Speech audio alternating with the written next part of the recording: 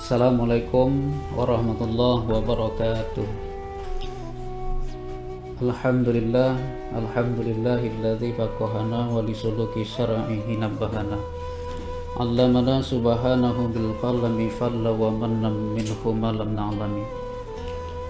Bersyukur kita kepada Allah dengan ucapan alhamdulillahirabbil alamin. Bersalawat kita kepada Rasulullah sallallahu alaihi wasallam. Allahumma salli ala sayyidina Muhammad wa ala ali sayyidina Muhammad.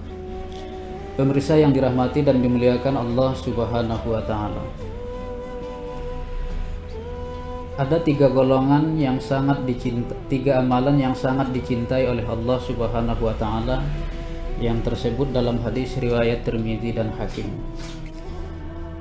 An Ibnu Mas'ud radhiyallahu anhu qala Sa'altun Nabiya sallallahu alaihi wasallam ayyul a'mal ahabbu ilallah faqal as-salatu ala waqtiha thumma ayya Rasulullah al-birrul walidain thumma ayya Rasulullah al-jihadu fi sabilillah rawahu Tirmidzi wal Hakim. Hadis yang bersumber daripada Abdullah bin Mas'ud, beliau mengatakan bersabda Rasulullah, saya bertanya kepada Rasulullah sallallahu alaihi wasallam tentang amalan apa yang sangat dicintai oleh Allah.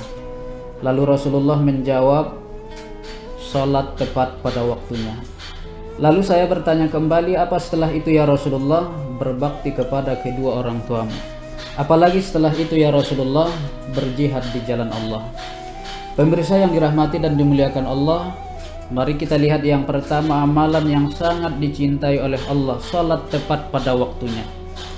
Ibadah salat adalah ibadah penentu dari semua ibadah kita. Saya ulangi sekali lagi, ibadah salat adalah ibadah penentu dari semua ibadah kita.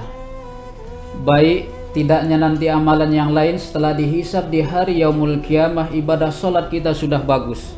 Tapi apabila sudah bermasalah salat kita, ibadah yang lain pun dianggap bermasalah. Diperjelas oleh Rasulullah dalam hadis riwayat Tabrani, apa kata Rasulullah? Awwalu ma yuhasabu bihil 'abdu yaumul qiyamah as-shalah. Fa in saluhat saluha sairu amali wa in fasadat fasada sairu amali. Yang mula-mula nanti dihisab di hari yaumul qiyamah adalah ibadah salat kita. Apabila bagus ibadah salat kita, maka ibadah yang lain pun dianggap menjadi bagus.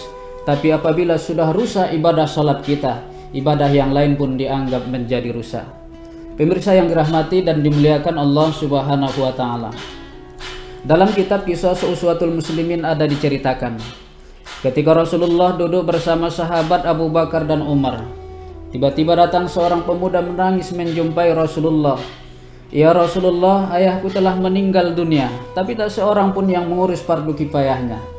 Lalu Rasul menyuruh sahabat Abu Bakar dan Umar mengikuti pemuda tersebut untuk mengurus fardu kifayah orang tuanya.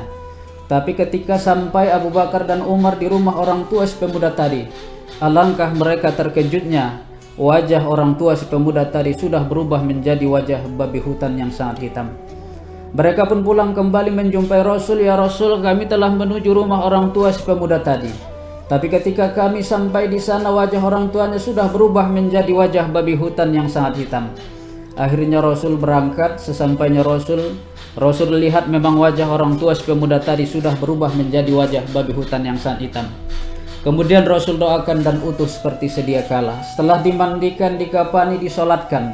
Sekali lagi ketika mau memasukkan ke liang kubur, dibuka lagi wajahnya, berubah lagi menjadi wajah babi hutan yang sangat hitam. Lalu Rasul doakan kembali dan utus seperti sedia kala. Setelah selesai proses pemakaman, lalu Rasul bertanya kepada anaknya, ya pemuda, dosa apa yang dilakukan ayahmu semasa hidupnya, sehingga di dunia ini saja sudah Allah tampakkan siksanya? Sang anak menjawab, ya Rasulullah, ayahku semasa hidup suka meninggalkan ibadah salat.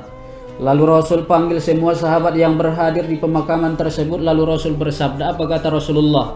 Wahai sekalian sahabatku, ketahuilah, beginilah nanti wajah orang-orang Islam yang suka meninggalkan ibadah salat ketika di dunia. Ketika dibangkitkan di hari yaumul qiyamah, berbadan manusia tapi berwajah babi hutan yang sangat hitam. Na'udzubillah tsumma na'udzubillah min dzalik. Pemirsa yang dirahmati dan dimuliakan Allah Subhanahu wa taala. Maka dari itu mari sama-sama kita menjaga ibadah salat kita. Kita ajak anggota keluarga kita agar mereka menjaga ibadah sholatnya, karena amalan yang pertama yang sangat dicintai oleh Allah, orang yang sholat tepat pada waktunya. Ada perbedaan antara orang yang hanya menganggap sholat sebatas kewajiban dengan orang yang sudah menganggap sholat sebatas kewajiban dan juga sebagai kebutuhannya. Orang yang masih menganggap sholat hanya sebagai kewajiban ini masih sering mengulur-ulur waktu sholat. Terkadang sholat dikerjakan di akhir waktu, bahkan yang ironis sekali, sholat tak jadi dikerjakan. Akan tetapi ada orang yang sudah naik tingkat, dan ini harus kita upayakan. Sebelum kita meninggal dari alam dunia ini, sholat itu sebagai kewajiban dan kebutuhan kita. Maka orang yang seperti ini, apapun kegiatannya, mau di mana saja dia, ketika terdengar suara panggilan azan, dia akan bersegera mengambil air wudhu lalu melakukan sholat di awal waktu. Karena bagi dia, sholat tidak hanya sebatas kewajiban, tapi sholat sudah sebagai kebutuhan. Inilah yang harus kita upayakan sebelum kita meninggalkan alam dunia ini. Sholat itu sudah menjadi kebutuhan kita, sehingga nanti sholat itu menyelamatkan kita ketika berhadapan dengan Allah Subhanahu wa ta'ala. Demikian, semoga bermanfaat. Wabillahi taufiq wal hidayah.